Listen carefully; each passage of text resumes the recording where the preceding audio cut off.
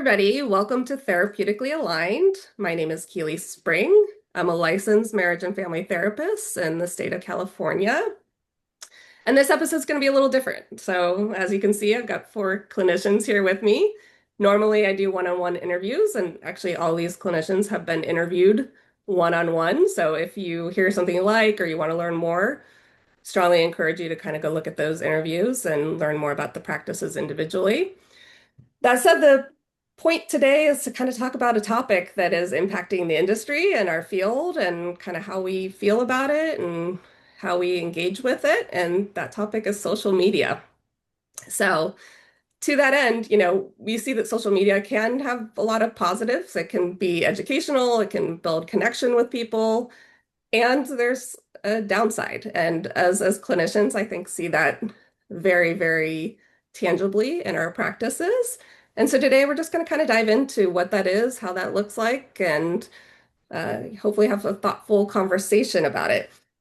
I will say that I do not use social media in a traditional sense in terms of Instagram, Facebook, these kinds of things, because I left them, back in 2019. That said, this will be posted on YouTube, which is another social media platform. So, and I'm on LinkedIn as well. So there's various ways in which we can show up both professionally and personally, and we're just going to kind of dive into what we see as the impacts of those.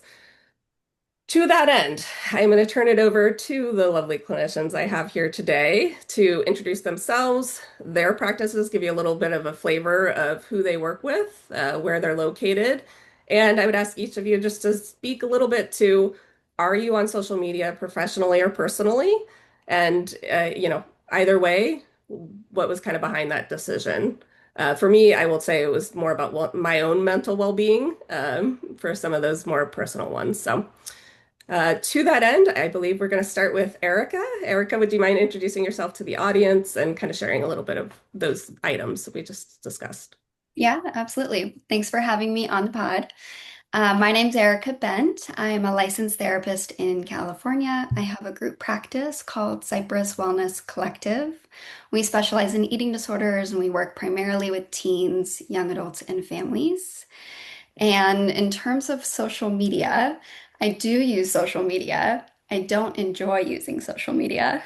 And I feel this pressure to be on social media platforms, having a group practice. So it's a constant tug of war of trying to post, not really enjoying posting. Personally, I don't use it very much at all, but I did when I was younger. I think similar to you, Keely, I think I find it more draining than invigorating. For sure. Well, thank you, Erica. I appreciate you being here. Lauren, let's turn it over to you. Can you answer those same kind of questions there?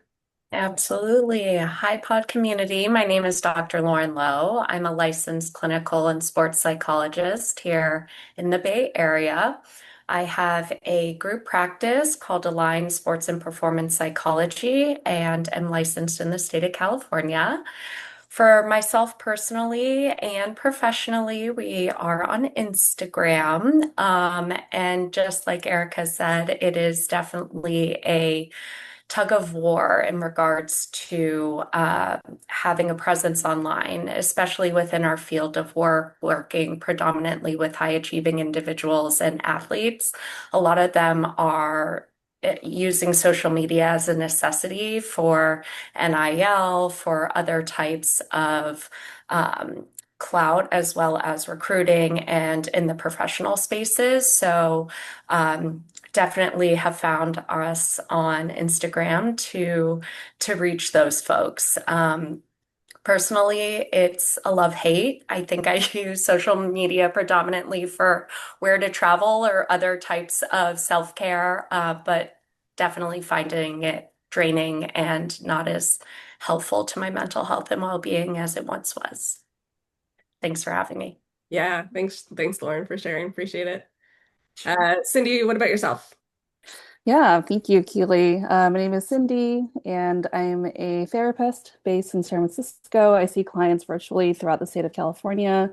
I primarily work with Asian American individuals who are first or second generation, usually adult children of immigrant parents. I really enjoy just navigating the complexities between just cultural and generational differences and family systems and supporting clients with navigating depression, anxiety, or relational stress. So yeah, that's a big part of the work that I do throughout the week. As far as social media goes, I personally really enjoy social media. I'm on Instagram and TikTok, and I really enjoy following creators who do really random things or showcase different, like what Lauren said, like traveling or food spots or home decor, things like that. So, but as far as professionally, I do also have an Instagram professionally, but I don't quite know how to use it in a way that is impactful for both me and for my clients. So it's currently just not very active, but it could change. Yeah. Yeah.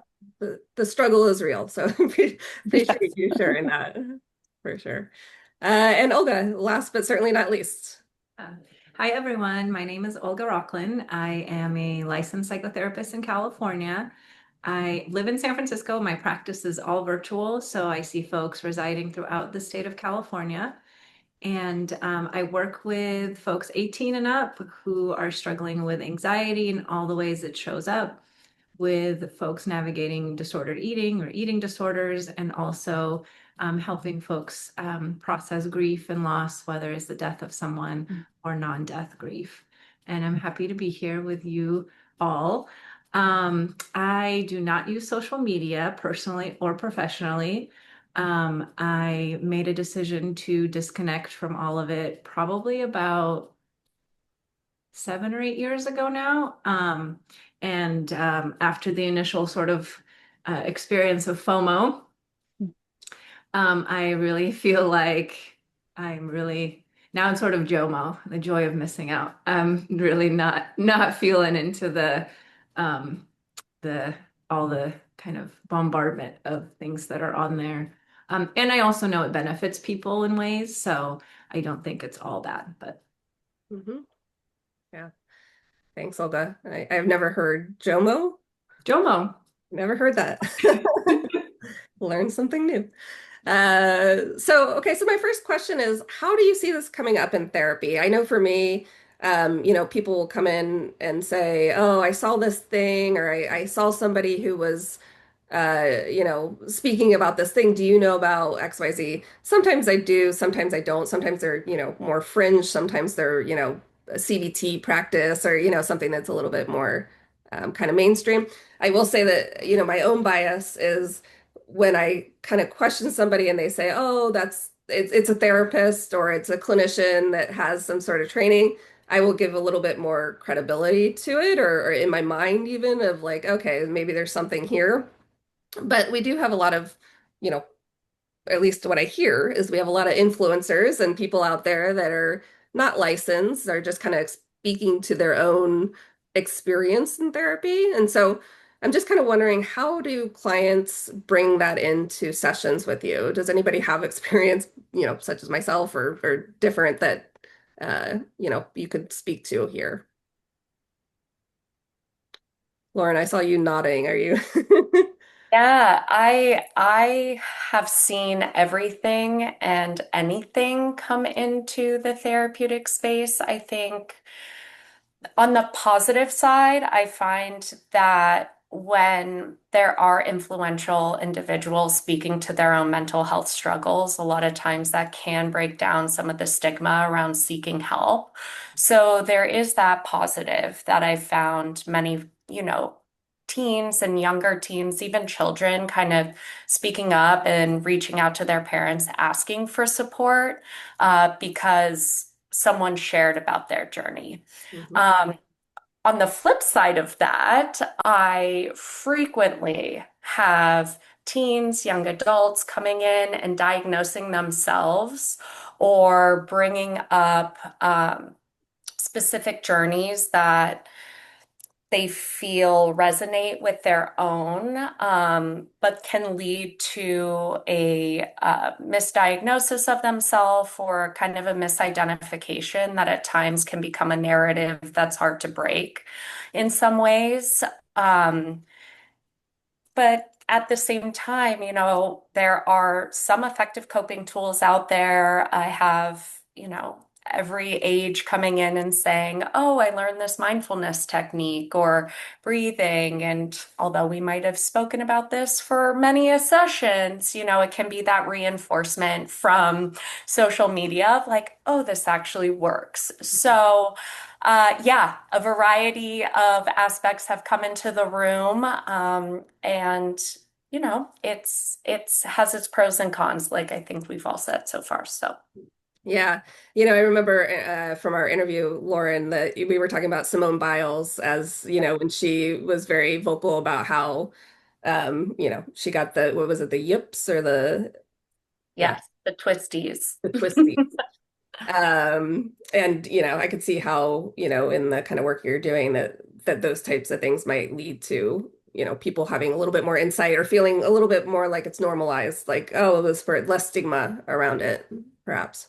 Absolutely. A lot of professional athletes are speaking out and speaking up about their own mental health journey, really speaking to the use of mental performance skills as well as therapy. So there has been this trickle down, especially in the sports world, which is predominantly, blood, sweat, and tears, to bring up and speak about the ways in which they prepare and utilize, sports psychology as a means of managing, because for these folks it's a very unique experience of peak performance and uh, a lot of complexity because they're humans too. So yeah, a lot of professional sharing their stories, which is great.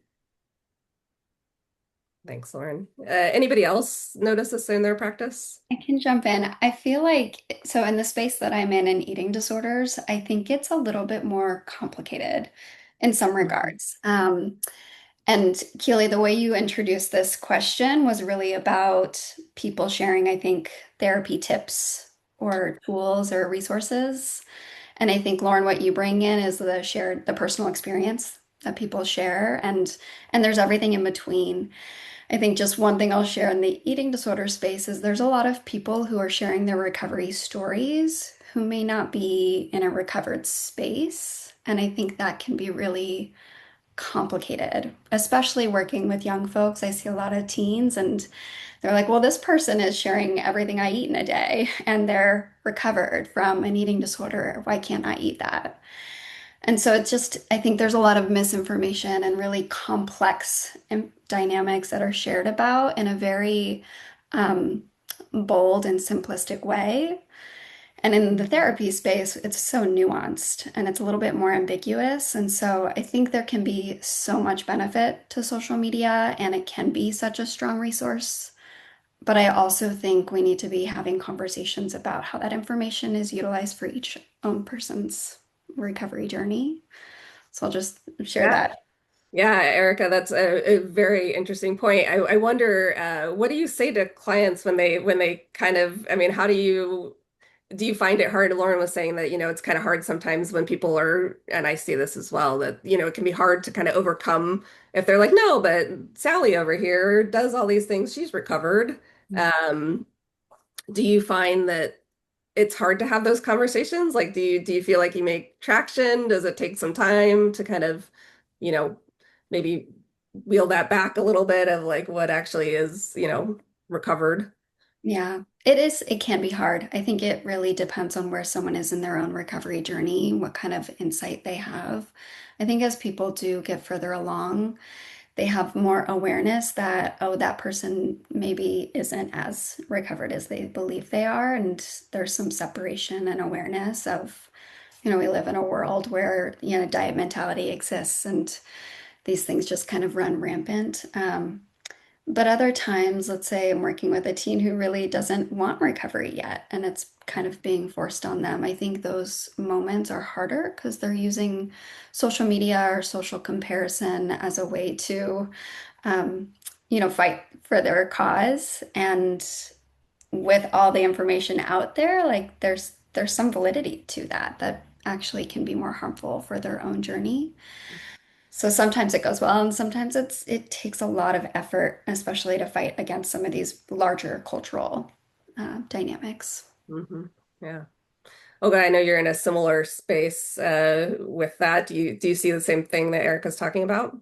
Yeah, similar. I mean, I think there's it's in addition to what Erica, what you were saying, it's also, I'm sure you see this, is, all of the all of the images, the filters, the influence, for lack of a better term, of, the bodies and faces don't look like they really look like in these spaces. And we know this from years of magazines and, doing a lot of work of like having people become more informed about Photoshop in magazine pictures.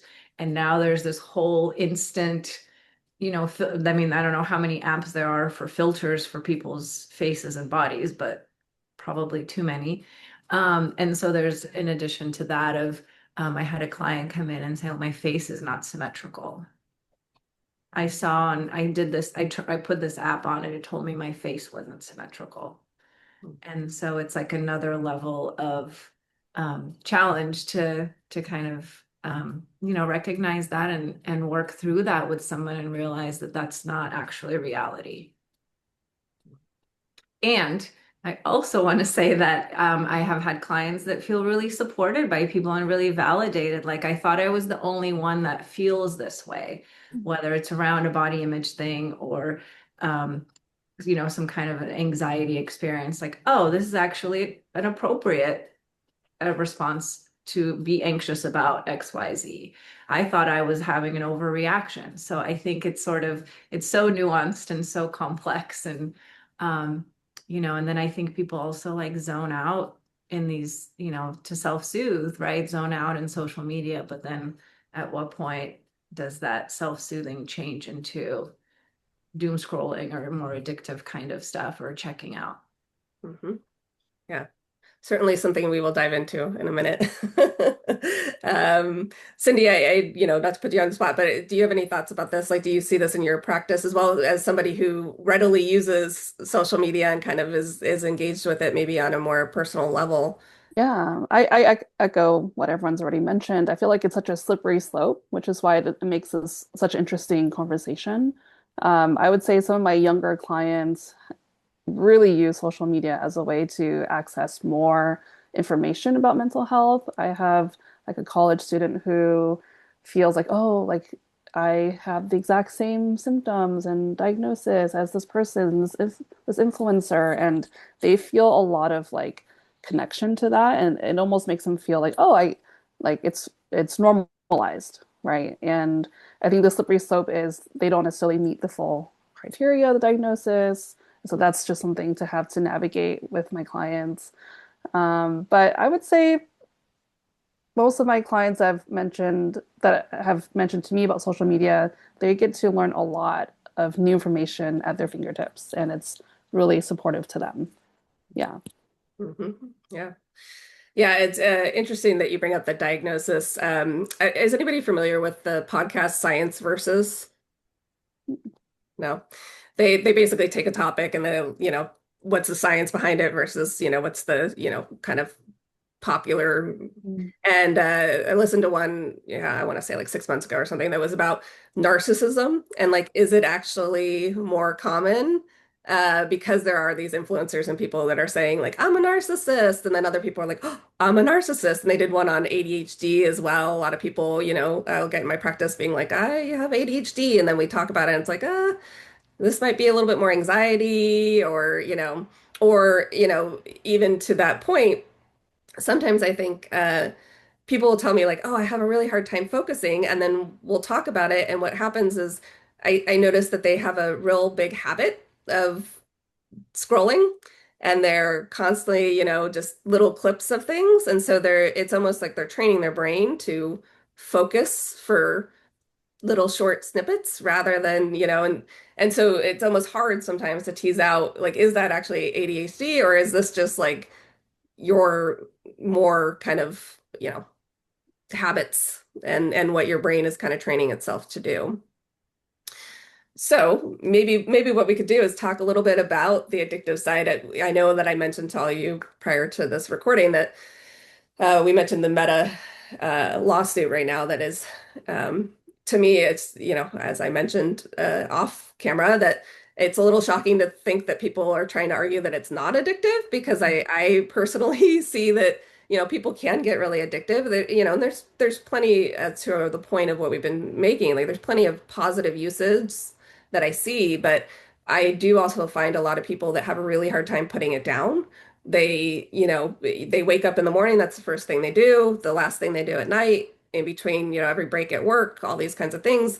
And I'm constantly trying to figure out how can we put some guardrails on this or some boundaries around it so it can be less of a kind of compulsive thing. So just wondering, you know, do you all see this as like potentially addictive as a means of, engagement?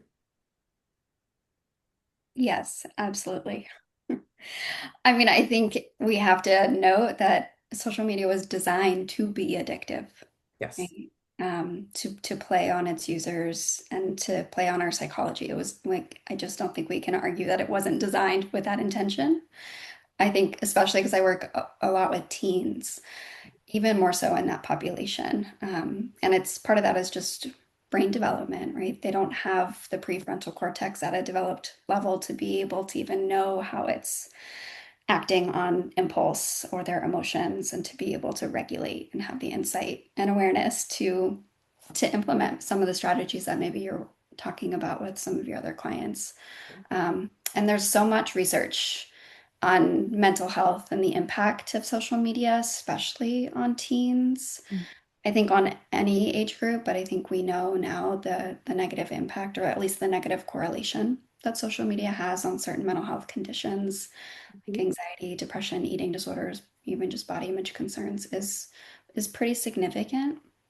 So I'm honestly really excited to see what happens with this lawsuit that's currently happening with Meta. It's the first of its kind, and I think it's timely. And I wonder if it will pave the way for new regulations in this landscape. Yeah. Yeah, I am aware that I believe it's Australia now has regulations, right? 13 and older can use it, but under that, not so much. Is it inclusive of 13? Does anybody know? Or if it's like, you have to be 14 and older or 13 and older? Not sure. I'm not sure. I want to say inclusive of 13, but I could be wrong. Fair, fair. I don't know the answer either. So, but what about other people? Does, kind of what we're saying here resonate? Absolutely. I want to piggyback off what Erika was sharing about all of the research. I think one of the things that many reputable researchers, including Stanford, have actually looked at is that social media and other kind of forms, actually, what they've been able to see is that social media does create a significant dopamine hit. So when we're talking about, neurobiology, what happens when you get a like? What happens when something resonates with you? You're actually getting dopamine, which is interconnected with the addiction system. So when we really look at that and unmodulated or unregulated use, we can absolutely see addiction just along the same lines of the addiction that we understand. So, like Erika said, these applications were built to be dopaminergic in reality. I also think when we're talking about youth, teens, mental health, or mental health across the whole lifespan, we're also talking about addictive quality of self-soothing as a way of coping. And when we have algorithms, which we haven't spoken to yet, that constantly feed us information that's related to what we're looking at, what we're scrolling through, or what we're liking, then we're already being fed and created a feed that is specific to us, which in of itself can be addictive, right? They understand me, they see me. And so when we're talking about the mood components, right, especially within the teen world, it's like, well, I get on there to feel better. Well, how often does that quickly shift? And that's kind of that fine line between how effective and helpful it can be, and then onto doom scrolling or getting fed information that's mood aligned. It can bring you up or it can definitely bring you down. And so I also think that there's that interplay with coping, regulation, and what I see in the rooms. Hmm. Yeah. Yeah. 100%. And, Erica, I know you mentioned the prefrontal cortex. It's my understanding that that doesn't fully like kind of stop developing until 25. So a lot of this stuff, and that is where you get more of that kind of thinking through what's happening logically. And if that part is not fully developed, it's much harder to make those decisions, and just life experience. You don't have the same life experience. Yeah, I also want to just piggyback on what Erica and Lauren have been saying, of the sort of the brain impact and the design of these, and also just to name that like it's also really affecting the older population. Like I think we're talking about teens and young people and not having the brain fully developed yet. And my understanding too, it's like mid to late 20s when the brain's fully formed. But I mean, I've seen it in my practice, I've seen it in my personal life, is just sort of this shift in the like older population really, Mm. because it's really designed for everybody to just be on their devices all the time. Does not matter the age. And so that's been an interesting and troubling thing to see from my perspective of this like dependence for people of all ages Hmm. on this, whatever's out there in the social media land. I also heard on a podcast called Your Undivided Attention um, that apparently depending on what platform you're on, between 7 and 20% what you see is actually the stuff that's personalized to you. Everything else is like, sort of this algorithm based, what the whoever's behind the scenes decides is you quote unquote should be seeing, which I think is just kind of wild. Yeah. Yeah. Yeah, we haven't gotten too much into the algorithms, certainly in, future podcasts we will dive in a little bit more to like AI and its impact because that's, I feel like adjacent here, but the algorithms are essentially AI that's been kind of navigating what we focus on for a while now. Anybody else have any thoughts about, this kind of interplay of addiction potential versus that we haven't brought up? Not so much. Okay. So maybe we could switch to talking a little bit about expectations of therapy, because I definitely get people that will be like, oh, well, so I can see this in a couple ways. One of which is, I'll have somebody come in and be like, oh, I saw this I want just this type of therapy because I saw this and it works for this. Um, or somebody will come in and say, I didn't end up working with them, but I had like a new client consult where he was like, only a psychologist knows really therapy. Other therapists don't know what they're talking about because I've seen them on social media or whatever. And I was like, okay, I'm a therapist. I'm not a psychologist. So it's an interesting way to, come in and start a conversation. But it certainly was about expectations around what he kind of assumed was, my skill level or my ability to perform therapy. Um, as well as just kind of on a broader sense, I see, people saying like, well, therapy should last X amount of time, or there's expectations about how long people will be in therapy. So just curious, what are your experiences with that? Do you have similar or different kind of experiences with that?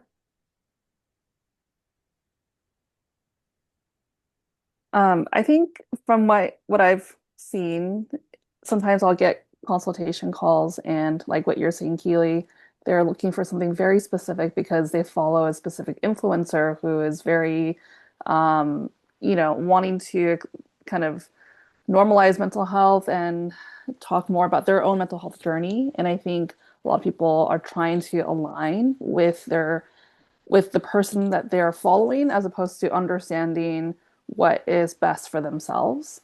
I think there's this whole thing on social media where if you don't like your therapist, pick a new one, and that's kind of been driven by these other big tech sort of mental health companies. And so I hear a lot of clients telling their friends, oh, if you don't like your therapist or if you're uncomfortable, then just find a new one, as if that's very easy or it should be the norm, when I think oftentimes it could be a missed opportunity to build a therapeutic, relational connection, right? And so those are just some of the things that I've seen that have popped up. Just this very like, oh, let's find a new therapist.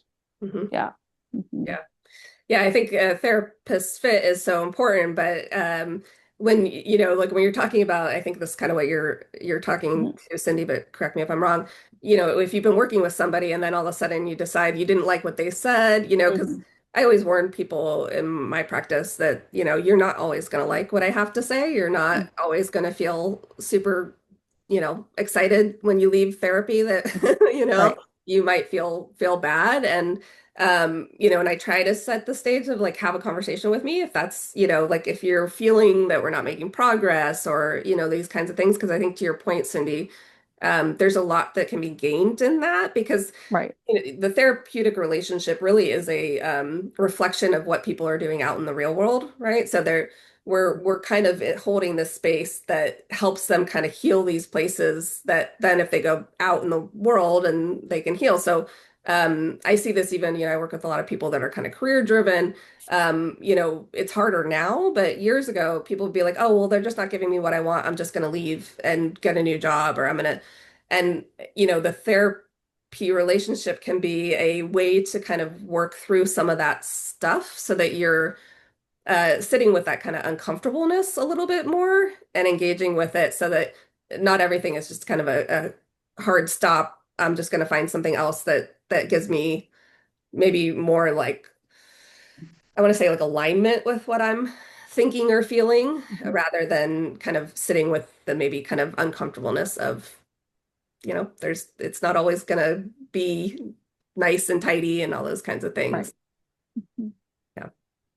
I think that's such a good point. And if we think about information and how it's shared on social media platforms, I think it is nice and tidy. Right. Yes. It's like this is your problem and this is the solution, or this is what trauma looks like, or, these kind of grabby, kind of catchy things, which are appropriate for a social media platform. And part of that is because we are trying to give really complex information in a concise way.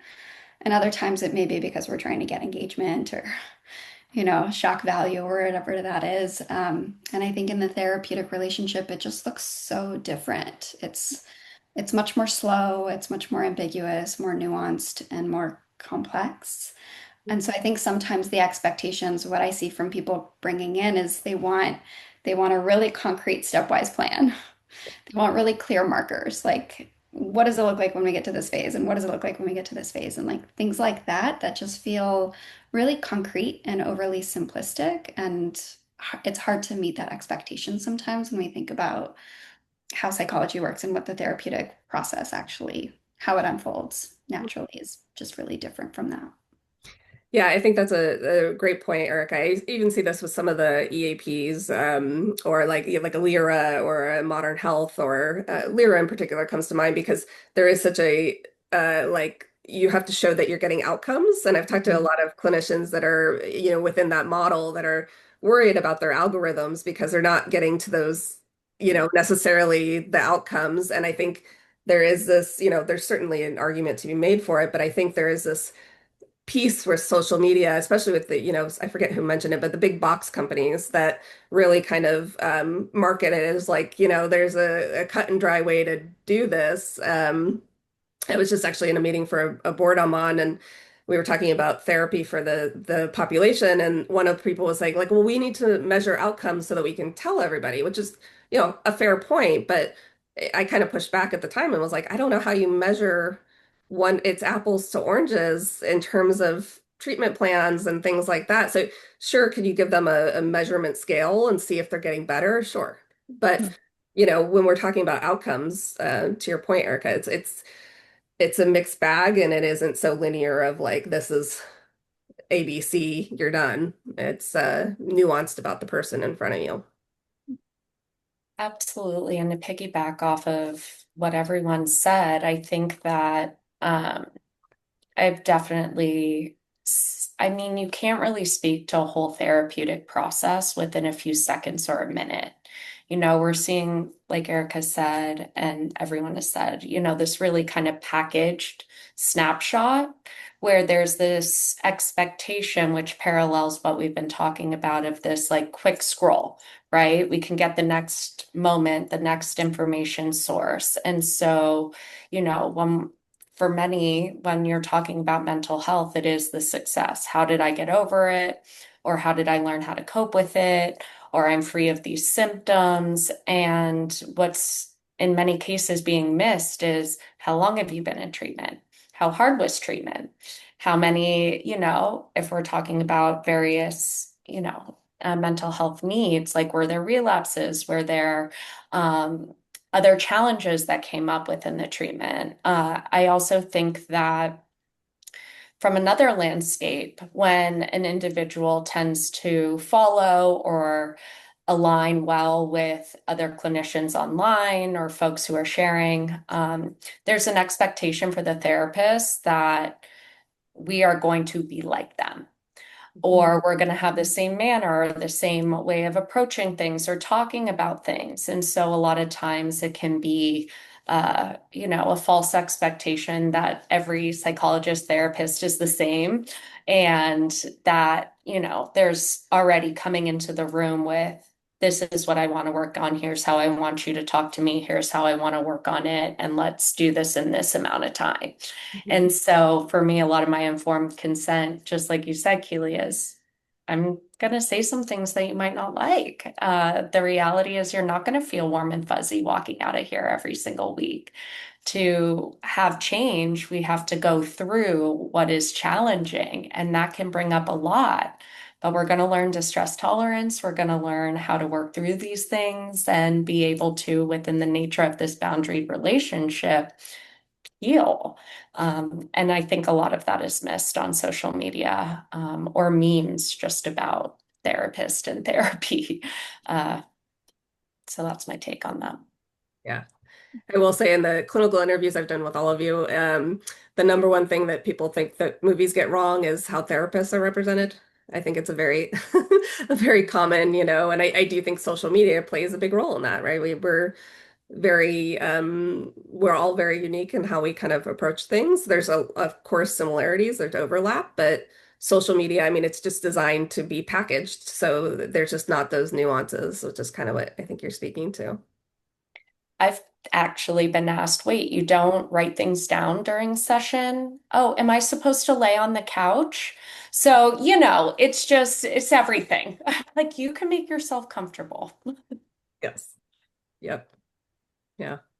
Yeah, I have a thought as I'm listening to all of you, and share a lot of what you're saying and similarities in my practice. And I also think there can be a benefit in for somebody who's had no therapy experience, is very new to like considering therapy, and they see someone online speak to any kind of treatment they've gotten that's been, or any kind of therapy approach that they've gotten that's felt helpful as a doorway to reach out to a therapist. So when someone calls me and says, I'm looking for a CBT therapist, I'm looking for an IFS therapist, current trend,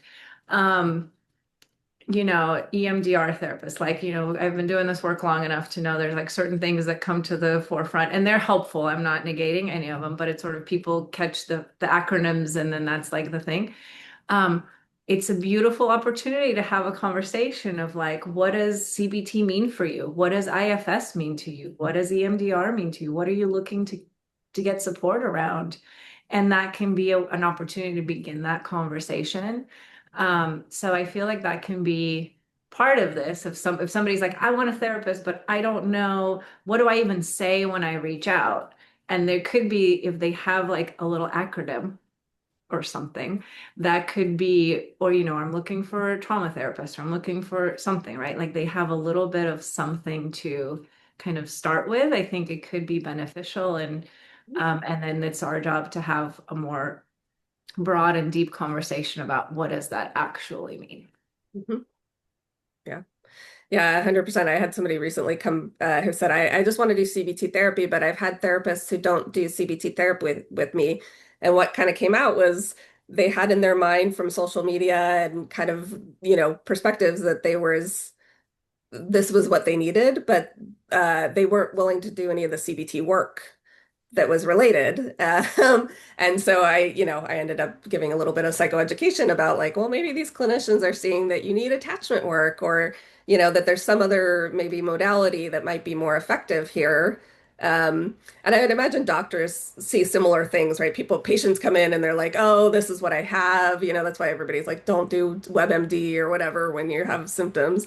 And I think we kind of fall into those same things. But I agree with you, Olga, that there can be a real plus side to you know, somebody at least having some language about it and feeling a little bit more comfortable and familiar with what they're talking about or what they need, and at least expressing those needs. It may not be what they need, but at least they have a starting point that feels tangible. Yeah. Any other thoughts about this piece? I think just one final piece is for all of those individuals who maybe don't have access to therapy, I think it can be a really helpful resource. Mhm. There is a lot of information about what therapy is like, or um, just self-help resources. And I mean, let's be real, like there are so many barriers to accessing therapy. Mhm. Whether it's insured or out of pocket, I think it's really hard to access this resource. So that's one positive for social media platforms. Yeah. Yeah. I do think, I see education in general about therapy as a positive. What are some other things that people feel are positive around kind of the social media, just general space? I think there can be a sense of community with people and, Yeah. because there's sort of I think when I think about social media, sometimes it's like sort of taking in content that other people post, right? But there can be community of, people connect in different ways to different platforms. And I think that can be, less isolating. People can feel connected.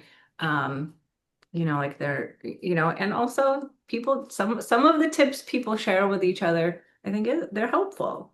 Yeah. None of us are reinventing the wheel in our sessions. We kind of all, we have similar kind of trainings we do and things we know. And so I think that can be a way for folks to feel like um, that there's that therapy and that kind of help isn't just in this like small space with another person or with a small group of people, that there is like a whole really world these days where people can feel like they're not alone. And I think that's really, really helpful. Yeah, 100%. For me, I also follow like millennial therapist or eldest daughter or daughter of immigrants. So that sort of niche is super cool for me as just as a person, as a therapist, but I also recommend it to my clients because it gives them just a resource to see like a shared experience of, oh, like that's right, my parents didn't speak the language that I grew up with, or oh, that is different than what my friends experience. So it really does give people who have this identity a shared language to even talk about some of the things that they've experienced. And I think social media does make that more accessible when you get to follow certain creators who are like, yeah, I'm an eldest daughter, or I'm a daughter of immigrants. So it's really interesting from that perspective. Mhm. Yeah. And Cindy, remind me, you said you're on Instagram and TikTok? I enjoy looking at both. Yeah. Just curious, how do you find the difference between the two? Because I find, do you find that there's like more depth of one or the other in terms of some of these things that you're talking about in terms of like connecting or feeling kind of part of a community or?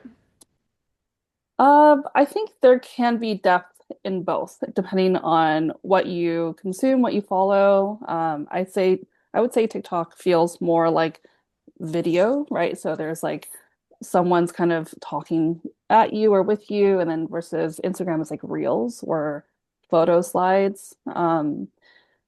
And either way, I do think there is a opportunity for people who don't, when they don't feel like they belong or don't have their experiences mirrored around them, to use social media as a way to build community. And online communities is vibrant too, where, there are a lot of people who have built lasting friendships on social media, even if they've never really met each other in real life.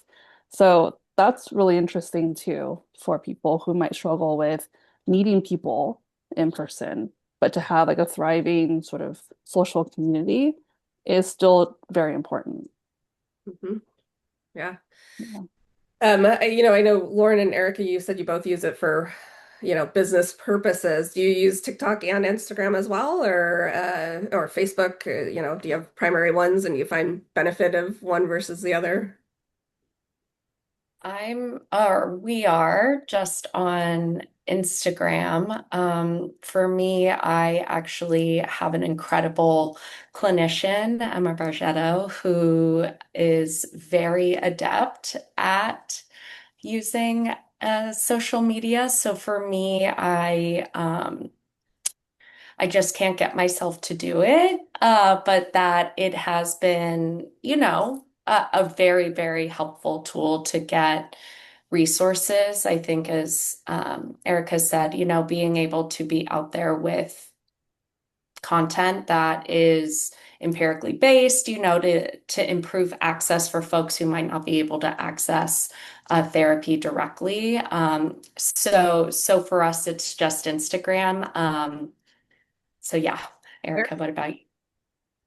Yeah, Instagram and TikTok, but I don't typically post videos on TikTok. I'm still doing the carousels because so it's more rooted in like Instagram's platforms.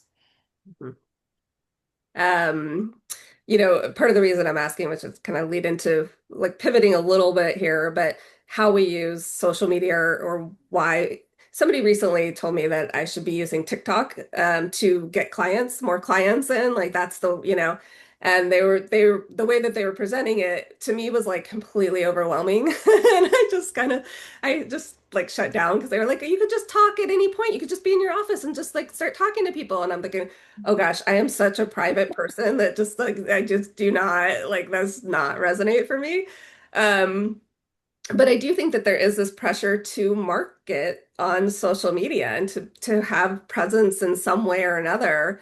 And again, it comes up in ways like I just expressed of like, somebody being like, "What's the big deal? It's no big deal." And I'm thinking like, "Oh gosh, that A sounds like a lot more work, and B it sounds a lot more vulnerable and I think that can be sometimes hard. Partly too, I will say, like, the vulnerable piece for me is I want clients to be able to come in and have their own, um, you know, have a flavor of me, certainly, but I don't want to have them feel too I don't know, the nuances of who I am too much because I want them to be able to, if they see me as a sister type or a parent type or a, friend type or what, like I want them to kind of have more of their own experience of me rather than what I'm constantly kind of putting out there. So just curious from like a marketing lens, do you feel the pressure? Do you have a similar reaction to it as I do, or is it totally, different for you? I don't know. I I, definitely feel the, oh, go ahead, Cynthia. sorry, no, go for it. I definitely feel the pressure. I feel like I need to be more on social media and it just feels like another part of this job, that didn't exist a while ago, but now is a part of all of our jobs. So I feel that pressure and I do want whatever I put out on social media to feel helpful and, like Lauren said, like empirically supported and as a resource to the clients that we serve. Um, but I also see your point, Keely, around like how does it actually impact the therapeutic relationship? And I'm sure that it does, right? And I think we have to hold that ethically. Um, so I don't exactly know how we bridge the gap between having a presence on social media and our clients using that and how that impacts how they show up in the therapy space and how they perceive us. So I don't know that I have more, solutions around that, but I do think that it becomes something to consider. Fair. Cindy? Yeah, I also think about this a lot for myself. When I hear about people on therapists on Instagram having to have disclaimers saying like, social media is not therapy. It's worrisome because of course it's not to me, right? And so then it makes me think, what is ethical? What are we putting out there? And also the image that I might be portraying, it's convoluted. I personally would wish I had more of a social media presence for whatever reason, either in my personal life. But I caution because I don't want to um, yeah, let that interfere with my role as a therapist and the clients that I have and to, interfere in any way in that regard. But I don't know. I don't know what the answer is because it's still so gray for me. Yeah, we actually just had a conversation in our team meeting about social media and the socio-political climate that we're currently living in. Um, we opened up the conversation related to what do we repost and how do we choose to do so, related to social justice and advocacy, while also being mindful of so many layers, right? Of what does that mean for the practice, while also wanting to demonstrate allyship and support for the populations that we do serve. And so it's again, it's a really thin line and also kind of overthink it in a lot of ways related to just what does that mean for the practice as a whole, even though it's on our website or different means. How do we package that and market it and be balanced and not offend? So it's just a really complicated time in the world of social media, and I don't have an answer for that, but it's definitely something that's come up just given the state of our world in this moment as well. Mhm. Yeah, it's an interesting point. I've actually I've had this was a few years back, but I had a client that's coming to mind got really mad at me because I didn't align with their version of how they should show up on social, or it wasn't actually them showing up on social media, how they felt their partner should show up on social media. And I thought like, oh, this is so complicated, and it was around a social justice issue. And I was like, well, that's a really, it's a nuanced thing that people have these interactions. And I do think I see in the therapist community that there are very strong opinions on both sides of this, of like where you should land, and in terms of like being very vocal about things socially on these platforms. And I think that that can be I think somebody said slippery slope, but there's like this piece that's like, I could have a client that totally disagrees and that is offended that I put something like that or didn't put something like that, or and I think sometimes that makes me at least stay a little bit smaller socially media wise because I'm not I don't want to offend. I don't want to kind of, get into these waters. Yeah. It's such an interesting thing because we're humans and we're therapists and we are, friends and daughters and whatnot. And just to have to hold all these moving parts because we do bring so much of ourselves into our work as a therapist. Mhm. Just wanted to note that. Yeah. Yeah, Mhm. I love that point, Cindy, for Well, sure. and also how we're trained as well, right? It's about the client, Right. not about us, and the curiosity about self-disclosure, when, how, what, and the processing that goes along it. And so, yeah, just to open it up to those parts, we're literally trained to not share about ourselves. And so the complexity of social media in many contexts, you know, again, it's a tension point of what to share, how to share it, and how that maps as we've been speaking to, onto the therapeutic relationship and in the room. Mm-hmm. Yeah. Yeah, Lauren, you brought up consent forms earlier in the conversation, and I even have in my consent form that like I do not friend people on social media. Absolutely. Even so, like even sometimes on LinkedIn, people will, request that and I have to have this conversation that I would have to say I can neither confirm nor deny that I know you, and that is an awkward space to be in. And with all the connections, right? You see this person's connections to this person, and sometimes for me, it's too much information too, even on a LinkedIn. Somebody's telling me about somebody that's impacting their life, and then they want to connect with me on a LinkedIn or something, and I'm like, oh gosh. Then I can see their boss that they're talking about, and I would be able to, and there's just this like more information that's not in the context of the room in which we're in. That is this kind of bigger thing. Yeah. Does anybody else feel that the tension between how I mean, even if it's not social media, but like this idea of how we show up, because you're right, Lauren, we were trained to not be about us. And then I feel like social media came along and kind of like threw that out and was like, share and be personable. And I also think there might be, we've talked earlier about teens, especially, Erica and the work that you're doing. And I do think there is a different expectation depending on generations of how, exposed you are. I'd also say that like, I was trained with trauma that like my supervisor at the time was like, just answer their questions because it's about trust and they need to know that they can trust you.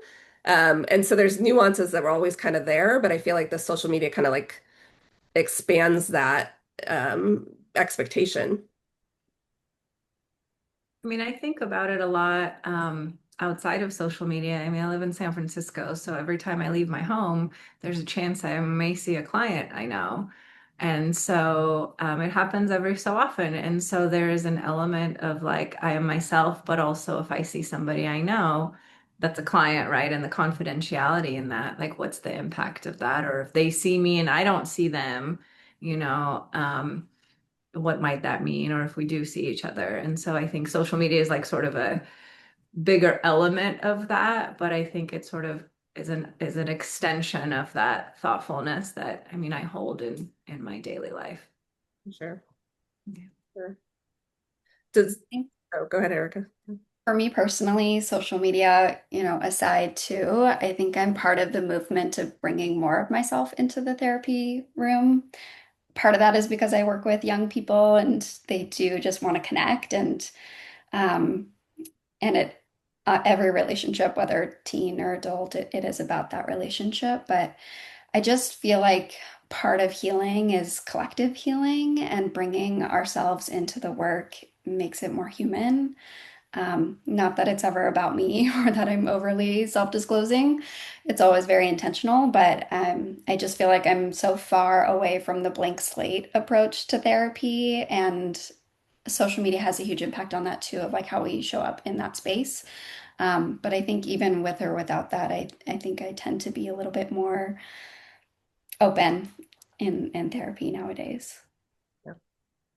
No. I agree with you. I definitely am not that blank slate or and share, especially in the world of athletics and peak performance, being able to really connect of like, hey, yeah, I played D1 sports. Like I totally understand what you're going through, injury, recovery, all of those different parts that I think, as you said, is just a really way to deepen and build trust and rapport, where folks can feel more validated and understood with the context of I never walk in your shoes, but I have experienced something similar and I want to support you because that's why we do what we do. So I think there's with social media and just how even podcasts, right? Like Yeah. it's an accessibility piece where we get to share who we are, what we think, and that's a very unique context to practicing in this time. Yeah, I agree. Anybody else have any thoughts around this that you want to share? not so much. Fair enough. Well, so in the effort of keeping this to a, consumable a bit on social media. Um, we'll probably end here, but I want to thank you all for your time. And again, for anybody watching or listening to this, I will make sure that, all these wonderful clinicians, their information is included so you can reach out if you want to learn more or connect with them. And yeah, is there anything else that you want to say before we hop off here? Is there, certainly do not feel like you have to, but if there's anything that you just want to say, I'm happy to allow some space for that before we end. No. No, I just appreciate this thoughtful conversation with each of you and being part of this. So thank you, Kealy, and thank you all of you for yeah, just sharing and different things that we experience both as persons and as clinicians with our population. So I'm delighted to be here. Thanks, Olga. Likewise. Thanks for having me. Yeah, thank you. Thank you all. All right.